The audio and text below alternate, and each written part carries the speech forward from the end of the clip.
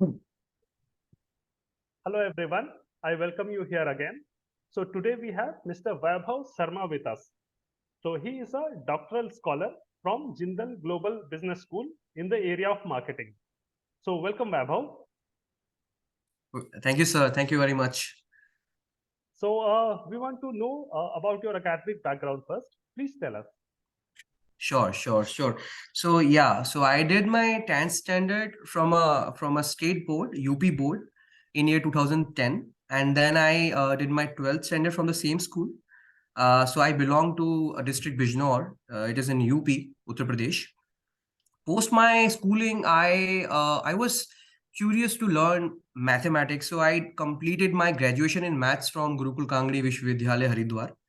And then I found my interest in business studies. So post my graduation, I decided to pursue a career in business studies. I completed my MBA from IK Gujral Punjab Technical University, Kapurthala. It's in Punjab. And so yes, after my MBA, as like other students, I didn't have any clue like what to do, what not to do, right? Because so generally we are supposed to join, the corporate immediately after MBA. So I worked with KPO, Knowledge Process Outsourcing in Gurgaon for around 2 months, 2.5 months. And but still, I was not. I don't know what happened that time. I was not feeling comfortable there. I was like, so this is not I wanted to do. So all of a sudden I came across with a project of Indian Council of Social Science Research floated by BITS Pilani. So I joined BITS Pilani as a research associate. I worked in that project under the professor of BITS Pilani there in Department of Management. And yeah, so I can say that in the starting few months of my project, I was struggling to learn like how to go for research and all, because that was the first exposure I got towards research. And so I didn't have any, like, I was blank, like how to go for the project, like how can I make this project a successful thing, right? So because I generally believe that all those experiences that all that experience, the first experience that I had in BITS Pilani actually taught me ki how to like the research can be a fruitful career for any aspirant. Okay.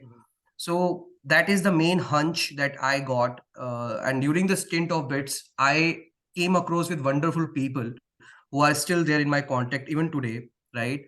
And they have completed their PhD from there and are, serving top institutes of the country, like IIMs. Some of them are in in OP Jindal as well. So yes, they have advised me a lot, like how can I propel towards a PhD journey, how can I apply for PhD applications floated by the universities, right? So yes, post my first job that was in BITS, I started preparing for an exam called UGC NET. So it was the year 2018 or 2019, yeah, 2019 January, the first, because this exam happens 2 times in a year. So the first attempt, I like in 2018, I gave the first attempt. It has another story, and I want to tell you because that may help people preparing for PhD, right? So I wrote NET in year 2018. It was my first attempt, but unfortunately, like the score I made was 53.3 and the cutoff went was 54 for general in NET. So they have categories, right? So like I just thought like what to do now, because it was so people were telling me that it's not your fault, this is a black box, you can't know what it is in, because of the reservation things, the cutoffs gets fluctuated a lot. But yeah, but that was the first attempt that I wrote. But I realized that this is not, this is not the reason. I had to work hard, I had to prepare a lot.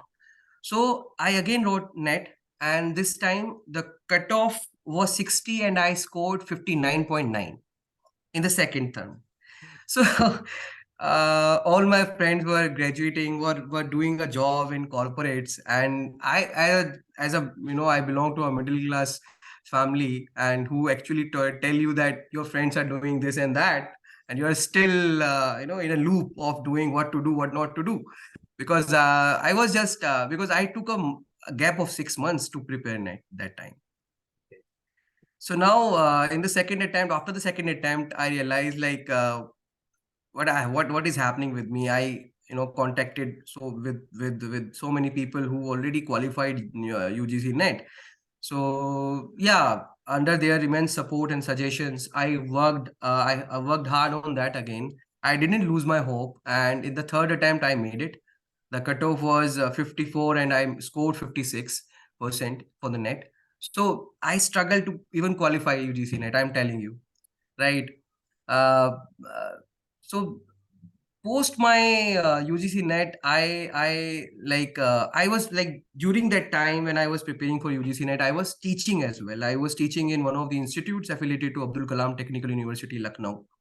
I Okay. taught marketing to the BBA and MBA students there. Okay. And yeah, so I taught around for around 1.5 years there. And post my job and after qualifying UGC net, I started applying for institutions, right?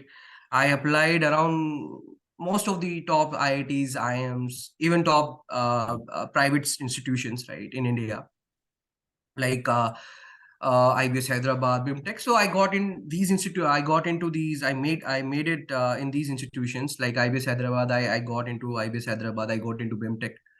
But due to certain conditions that were going in my family, I took a gap of 6 months, and then I started applying for another institutions. Right, so I kept on applying, right? So I luckily got into OP Jindal Global University, which is an institution of eminence. And I have gone through the profiles of faculties here, and that fascinated me a lot. That actually guided me, like how because this is what I understood, is that if you really want to do PhD, you need to have a good group. Yes. You need to have a good surrounding of a good people, right? Yes. So when I was going through the profiles here, the faculty working in OP Jindal, I really I was impressed, and I decided that I will join this institutions anyhow. And one of my known, he's already working here as an assistant professor, who also told me that I should apply in OP Jindal. So I joined OP Jindal in year 2021, August batch. So yes, that was the first what should I say, first exposure to a PhD journey. So I completed my coursework last semester, Okay. and just presented my synopsis. I'm working on sustainable consumption Okay. today. That's wonderful. That's wonderful. So Yeah, do yeah. you So I wanna hope that I have made sense, like how I did everything. So yeah, Yeah, that's really wonderful.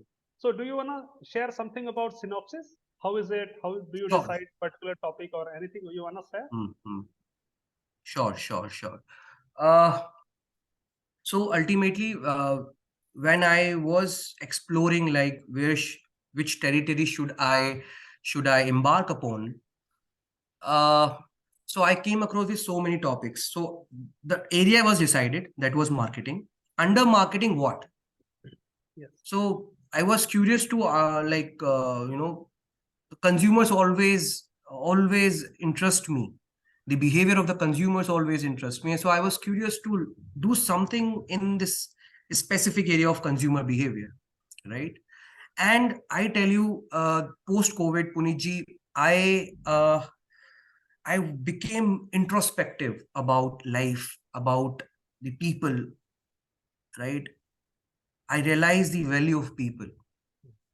I realized the value of the environment, our Mother Earth, because COVID has, I guess, given lesson to everyone, not to me only. It has been a lesson for everyone. You know, so I realized the importance of people in life, and that's the reason I wanted to do something which can contribute to quality of life of people. Okay. So after selecting a specific area of consumer behavior, I narrowed down it to sustainability. Okay. Sustainability, as we all know what sustainability is. So I'm addressing the 12th goal of United Nation SDG, Sustainable Development Goals, out of 17 SDGs, right? Yeah. So now in sustainability itself is a very broad area. Mhm. How to arrive at the particular terrain of your research, that is very important to learn. So how did I execute it? I did a literature review over the papers of sustainability. I just used this keyword. I came across with so many other keywords, right? Along with that, I'm lucky to have my supervisors who have guided me a lot in this journey. So my supervisor, I'm working under Professor Deeptiman Banerjee and Professor Victor Saha. Both are working in the area of marketing here. So they have guided me like how I can arrive at a particular topic, particular area, right, out of this broad umbrella of certain sustainability. So they have actually shown me some call of the papers from top journals of my field, that is marketing. Psychology and Marketing was one of them. European Journal of Marketing was one of them. JCR, Journal of Consumer Research, was one of them. So I came across with those call of papers, special issues, along with my literature review.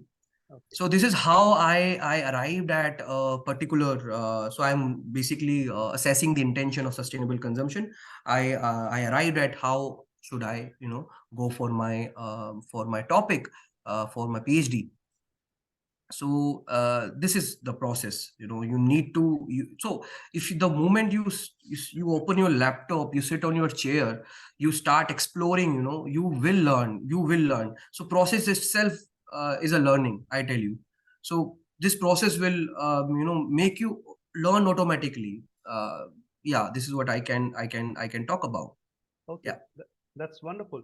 So, since you have gone through some of the best journals, so do you wanna share exactly. something how to identify which is good journal and what is the significance of Yeah, call of sure, sure, paper, sure. special issues? Wanna share something about that? Sure, sure, sure. Sure, sure.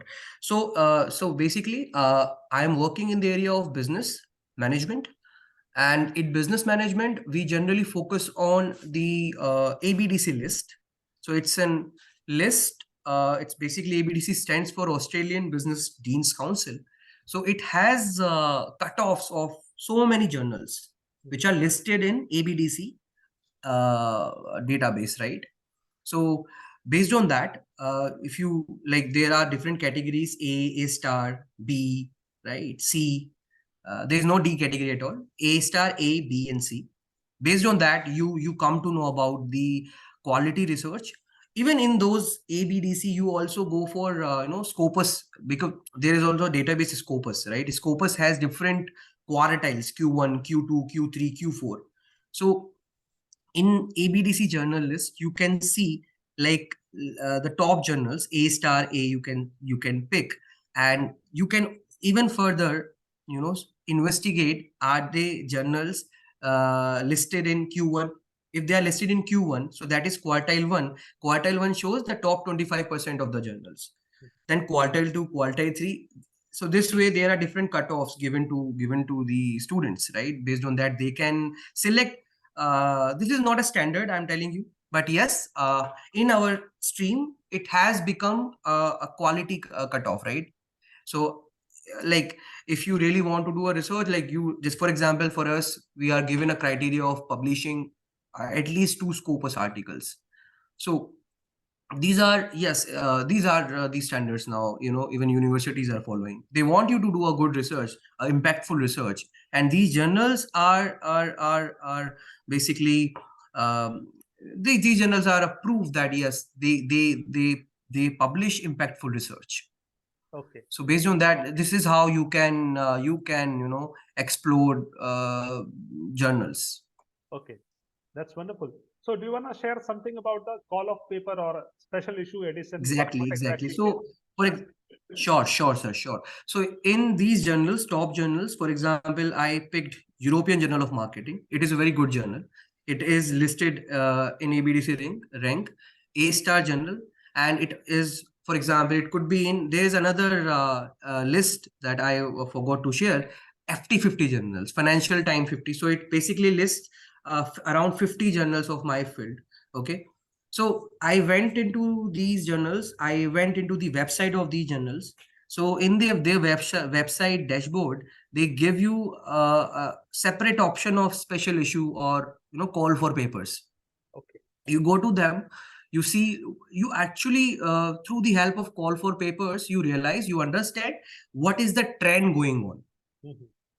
What is the trend going on. If you are working on, for example, I 4.0, industry 4.0 technology, so what technologies are there on which research is happening.